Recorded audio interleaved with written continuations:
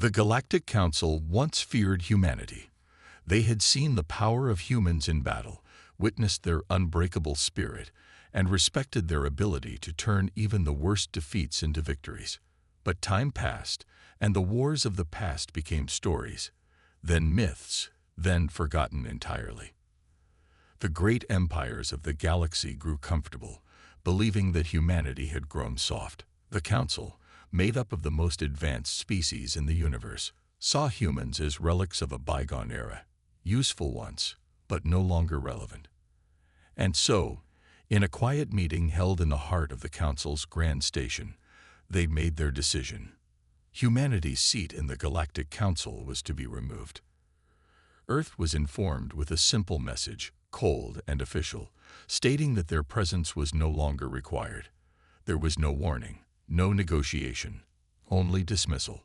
The news spread like wildfire across human colonies. Outrage followed, but Earth's leaders, bound by politics and diplomacy, chose not to retaliate. They sent messages demanding explanations, but the Council ignored them.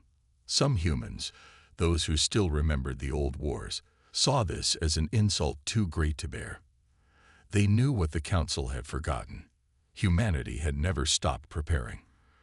For years, they had watched the galaxy grow arrogant, had seen the empires grow fat and lazy in their peace. But humans knew better. Peace was never permanent. War was always waiting, just beyond the stars. And now, as the Council stripped them of their status, the warriors of humanity stirred once more.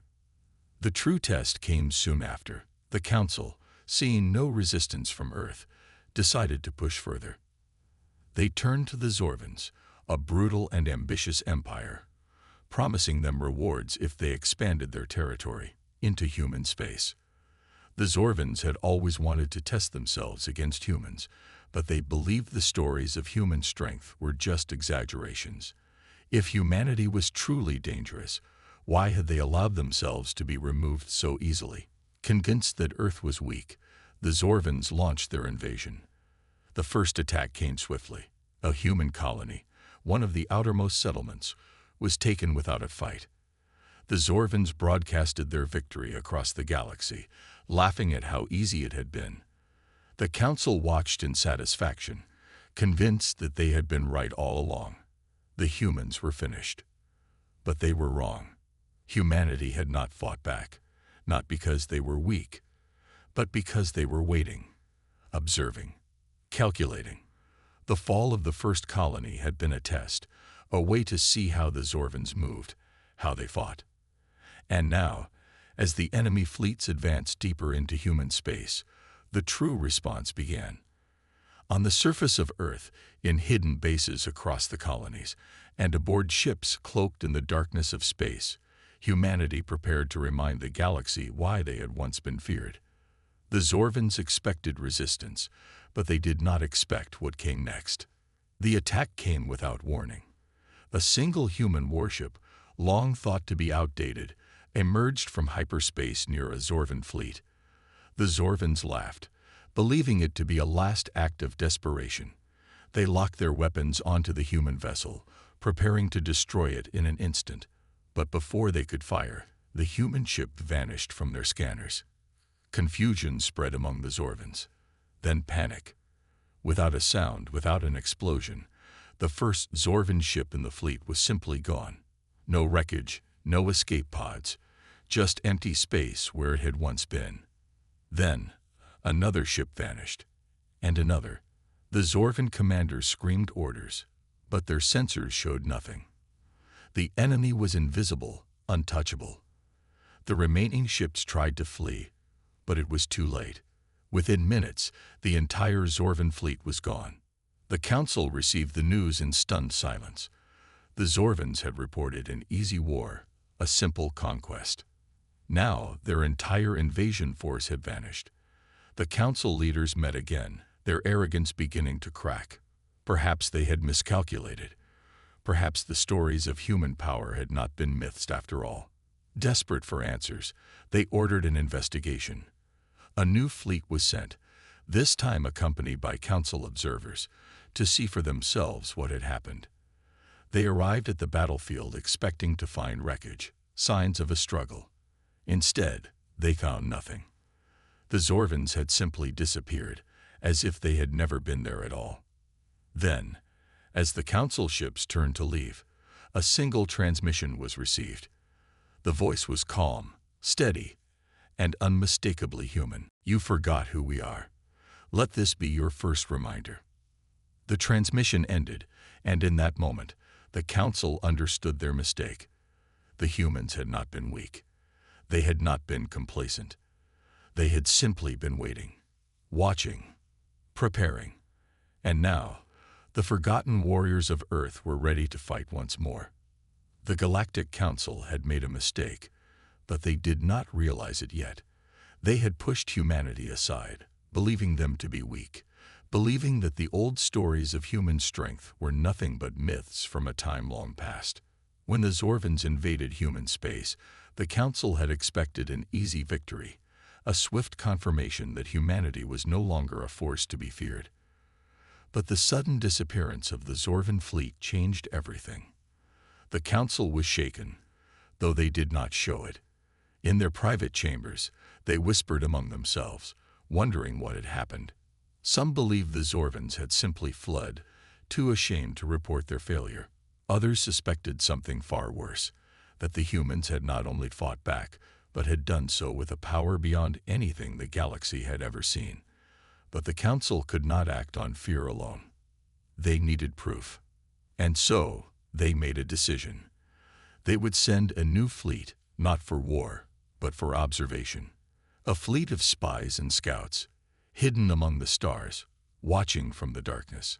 If humanity had a secret weapon, the Council would uncover it. If humanity had grown strong, the Council would learn their weakness. They would not make the same mistake twice. Among the fleet sent to observe, there was one ship unlike the others. It was not a warship, nor a diplomatic vessel. It was a stealth craft, designed for one purpose: to infiltrate enemy space without detection.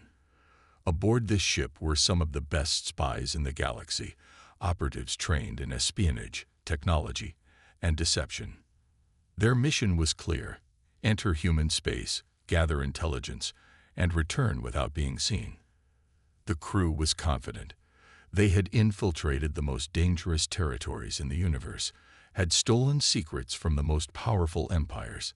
To them, this was just another mission. But as they approached human space, something felt wrong. The sector was quiet, too quiet. There were no patrols, no trade ships, no signals of communication. It was as if the humans had simply vanished. The spies expected defenses, barriers, warnings to turn back. Instead, they found only silence. They took it as a sign of weakness, believing that humans had abandoned this sector out of fear. But they did not realize the truth. Humans were watching them. The stealth ship moved deeper into human space, recording everything it saw. Empty stations, inactive satellites, abandoned colonies. The crew grew bolder, convinced that the humans were truly broken. They approached a planet once known as a major human military outpost, expecting to find ruins. Instead, they found something far more disturbing. The planet was intact, untouched by war. The cities remained standing, the military bases still in perfect condition. But there were no people, no ships in orbit, no signs of life. It was as if the entire planet had been evacuated in an instant. The spies sent drones to investigate, scanning the surface for any trace of what had happened. The readings confused them. There were no signs of struggle, no destruction, no evidence of forced removal. It was as if the humans had left on their own accord. But why? What were they hiding? As the spies continued their search, their ship's sensors detected something strange. A single signal deep beneath the surface of the planet. It was weak, almost undetectable, as if someone was trying to hide it. The crew debated whether to investigate. Some believed it was a trap. Others argued that it was exactly what they had been sent to find. In the end, curiosity won. The ship descended into the planet's atmosphere, scanning for the source of the signal. They traced it to an underground facility, hidden beneath a mountain range. There were no defenses, no guards. It was as if the humans had left the door open, daring them to enter. The spies equipped themselves with advanced weapons and cloaking devices before stepping inside. They moved carefully through the dark corridors, their footsteps echoing in the silence. The facility was massive, filled with abandoned research stations, advanced machinery, and technology they could not comprehend. They recorded everything, sending data back to the Council. But the deeper they went, the more uneasy they felt. Something was wrong. It was too easy, too quiet. Then they found the room. It was a control center, filled with inactive screens and data terminals. In the center of the Galactic Council had always believed that humanity was nothing more than a minor species, a footnote in the grand history of the universe. For years, they had ignored human warnings, dismissed their concerns, and pushed them aside whenever they tried to make their voice heard. To the Council, humanity was weak, insignificant, and utterly incapable of standing against the might of the great empires that ruled the stars. But they were wrong. They had forgotten the one truth that had defined humanity since the beginning of time. When pushed to the edge, when given no choice but to fight, humans did not break. They struck back. It began with a single act of arrogance. The HFY Dominion, one of the most powerful military forces in the galaxy, decided that humanity had become a nuisance. Their growing influence, their advancements in technology, and their refusal to bow to the Council's authority had made them a target. Without warning, the HFY launched a brutal attack on the outermost human colonies, obliterating entire cities in mere hours. Millions were killed before the first distress signals even reached Earth. The Council did nothing. The other species watched in silence. Humanity stood alone. But the HFY had made a grave mistake.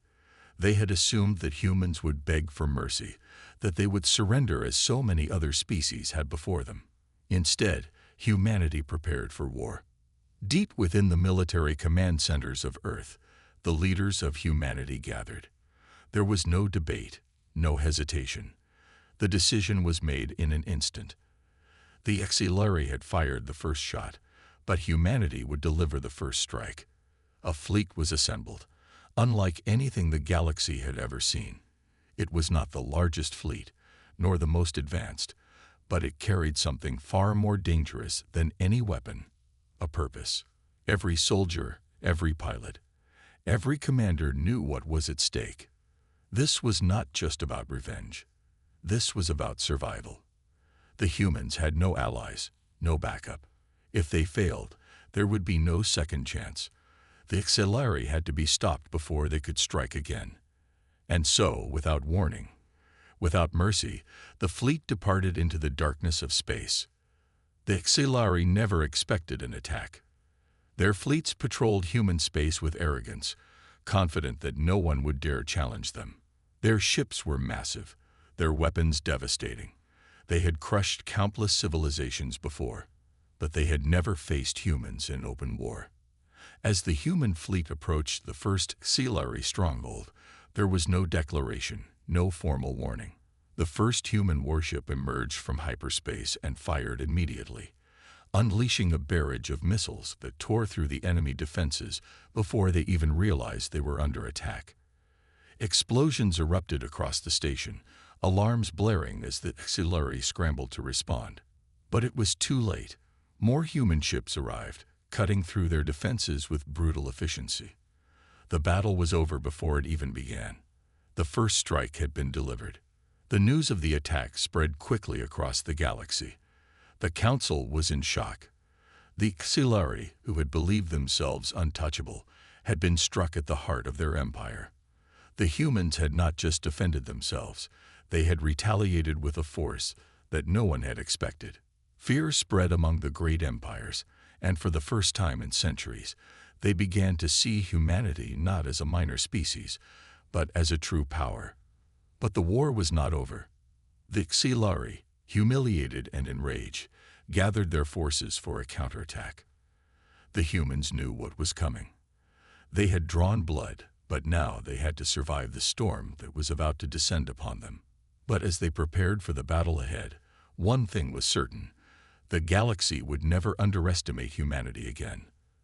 The Galactic Council had always considered humanity to be a minor species, one that could be controlled, threatened, or ignored. But they had made a mistake, one so grave that it could never be undone. They had pushed too far, had betrayed their own rules, and had forced humanity into a war it had not sought. The destruction of Earth's outer colonies had been meant as a lesson, a warning to keep humanity in check. But instead of fear, the flames of those burning worlds had ignited something the Council had never anticipated: retribution. For months, humanity had been silent.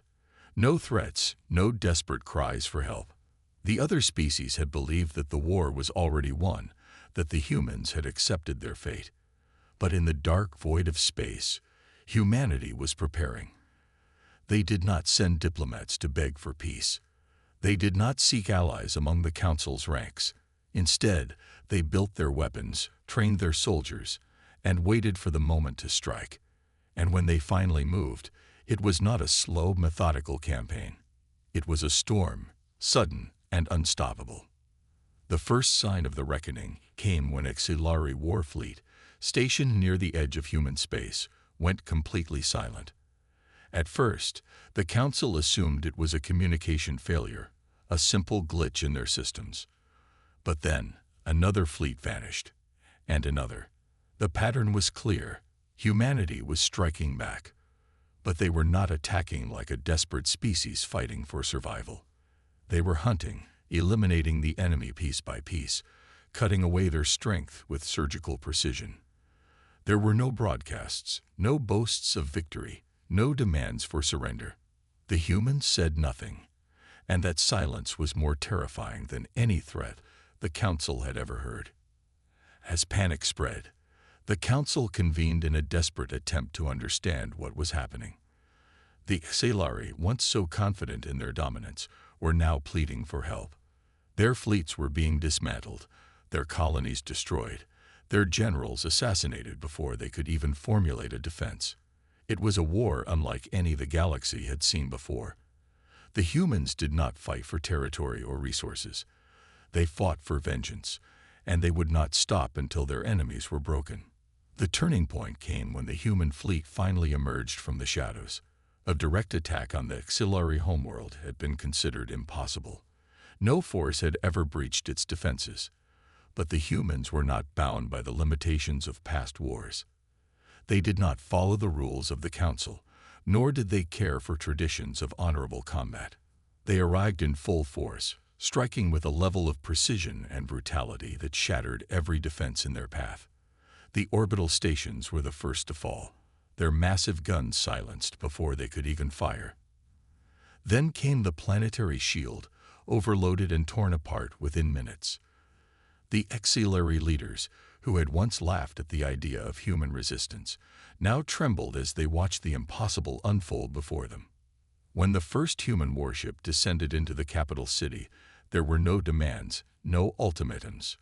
The message was clear. This was not a negotiation. This was the price of betrayal. The streets, once filled with the arrogance of an empire that had believed itself untouchable, were now silent, waiting for the final blow. But humanity did not seek annihilation. They had come for something far greater, an end to the old order, a reckoning for the sins of the past. And as the Council watched in horror, they finally understood. This was not just humanity's revenge. This was their rise, and nothing in the galaxy could stop it. For too long, the Galactic Council had ruled through fear. They dictated the fate of countless species, crushing resistance before it could take root. They controlled the flow of technology, trade, and even war, ensuring that no species could rise above their authority. But power built on arrogance is fragile, and the Council had made one fatal mistake. They had underestimated humanity. When Earth was attacked, its colonies burned, and its people slaughtered under the orders of the Council's ruling elite, the message had been clear. Humanity was to be broken before it could become a threat. But the Council had miscalculated. Humanity did not break. It endured. And now, after years of silent preparation, the reckoning had begun. The first sign of humanity's return was not a declaration of war, but a sudden, brutal reminder of their presence. Council warships patrolling human space began vanishing without a trace. A powerful fleet stationed near the ruined Terran colonies was obliterated in a single night. The Council's generals dismissed it as mere insurgency, the desperate actions of a defeated race. But when key supply lines were cut, advanced defense satellites were hijacked, and entire Council outposts fell into silence, they began to realize that something far worse was happening. Humanity was not fighting for survival anymore. They were taking back what was theirs. With each passing day, the balance of power shifted. The Council's fleets, once symbols of dominance, became nothing more than targets. The humans did not engage in open battles unless absolutely necessary. Instead, they struck from the shadows, tearing apart the Council's infrastructure, disabling its strongest forces before they could retaliate. The Council, for the first time in its long history, was afraid. They had believed humanity to be scattered and leaderless, but the truth was far more terrifying. The humans had never stopped preparing. They had rebuilt in secret, gathered intelligence, developed weapons beyond anything the Council had ever seen, and now they were unleashing them with devastating efficiency. As the chaos spread, desperate messages flooded the Council chambers. Planets that had once feared human retaliation now rose in rebellion. The Council had ruled through terror, but with its grip weakening, other species saw an opportunity. Humanity had become more than just a threat. They had become a symbol of defiance. Worlds that had once stayed silent now took up arms. The Council's forces, stretched thin across countless systems, could not fight on so many fronts at once. The final blow came when humanity launched a direct assault on the Council's core world. It was a move no one had thought possible. The planet was the heart of galactic power, protected by the most advanced defenses ever built. But the humans had studied those defenses well. They had hacked into the Council's security systems, turned its own weapons against it, and shut down the planetary shield with terrifying precision. As human warships descended from orbit, Council leaders watched in disbelief. The battle they had believed impossible was already lost. When the first human soldiers stepped onto the Council's homeworld, there was no speech, no demand for surrender. There was only one truth left to understand. Humanity had returned, and power had shifted forever. The Council, once rulers of the galaxy, now knelt before the very species they had sought to destroy. The age of oppression was over. The power was restored, and this time it would remain in the hands of those who had truly earned it.